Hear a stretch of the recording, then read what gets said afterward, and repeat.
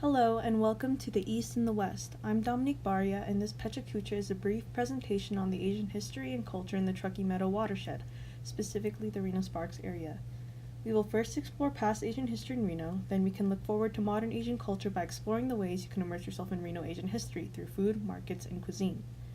When one thinks of the West, images of cowboys, tumbleweed, and the desert come to mind. However, some may not consider the reality that the West's history is more than just stereotypical. The West holds very deep and diverse Asian history, and a significant part of Nevada's Asian history lends itself to the immigration and change that surrounded the construction of the Union Pacific Railroad. The Union Pacific Railroad is the part of the Transcontinental Railroad that goes through northern Nevada and northern California. Its construction in the 1860s was a daunting task due to the desert's harsh terrain and the stretch of mountains it had to cover. It took the cooperation of politicians, CEOs, and the hands of thousands of workers, a majority of which who were Chinese immigrants, to complete such an amazing feat. As a result of the influx of Chinese laborers coming to work on the railroad, a cultural center for the Chinese was established. Reno's modest Chinatown was located east of its former red light district between 1st and 2nd Street. Because Chinatown was the center of opium distribution and usage, it was burned down, twice, under the jurisdiction of the city council. Thankfully, there were no recorded deaths or injury that resulted of this burning. Much of the anti-Chinese sentiment in Reno resulted from the association between the Chinese and opium usage. As I mentioned, the Reno City Council decided to burn down Chinatown in a drastic attempt to purge Reno of its opium addiction. The burning down of Chinatown seemed a convenient attempt to target Chinese Nevadans and the opium problem at the same time. Q.S. Wong was a prominent Chinese herbalist in early Reno history. He, of course, faced the discrimination many other Chinese Nevadans experienced during their life. However, the anti-Chinese sentiment in Reno did not stop Wong from practicing his traditional way of Chinese medicine and spreading his Chinese culture to Reno locals. As time progressed, Reno's economy began pushing towards the city's growth to modernization.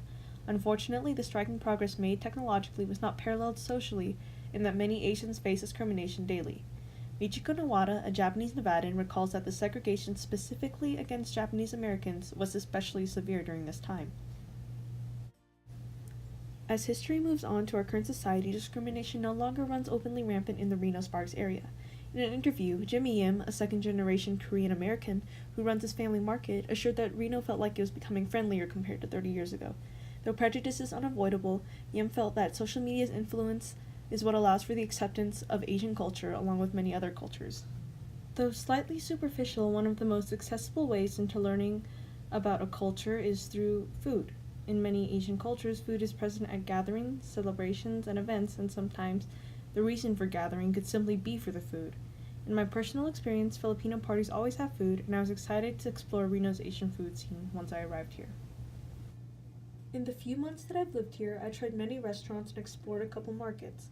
Yim's Asian Supermarket and HK Market, both located in Sparks, are two of the places that I've shopped at. Reno is part of a growing Asian food culture. For example, Bab Cafe, a soul food chain, opened the first restaurant of its kind in the U.S. in Reno simply because he had a friend here.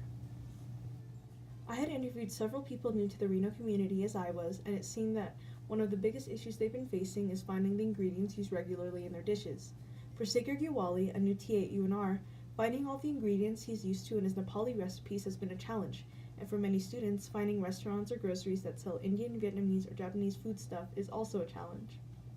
Personally, I was worried about finding the yummy Asian dishes I loved eating in Vegas and Reno, though I was pleasantly surprised by the fact that Reno is well stocked with authentic Asian restaurants, and though their groceries do not boast all of the vegetables or Filipino dishes I'm used to, their supplies are ever growing with a growing Asian population. The following slides explore my favorite places.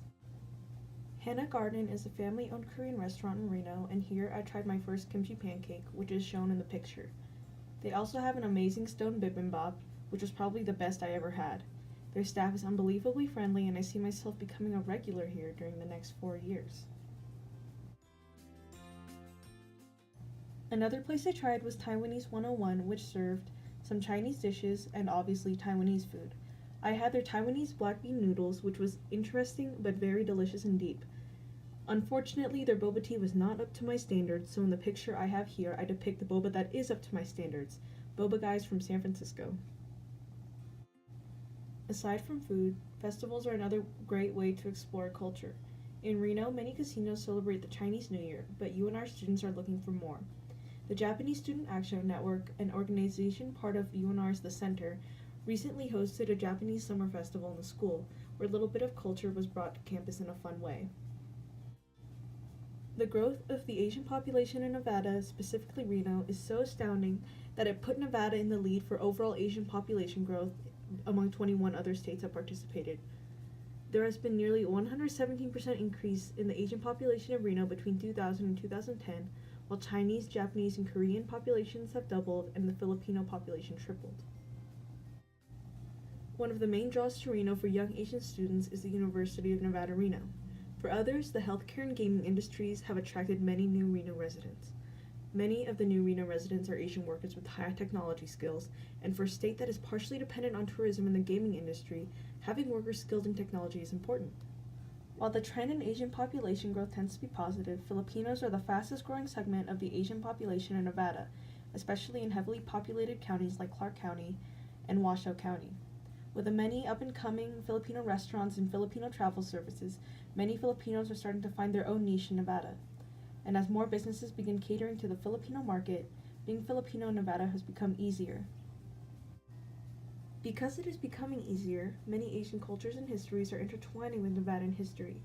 Nevada begins to familiarize itself with its diverse population, while residents in the same way adapt to their environment to form a unique and exciting history of its own kind. Thanks for watching, and I hope this video helped you understand a little bit more about Asian history and culture in Reno and inspires you to try some of the delicious restaurants I mentioned.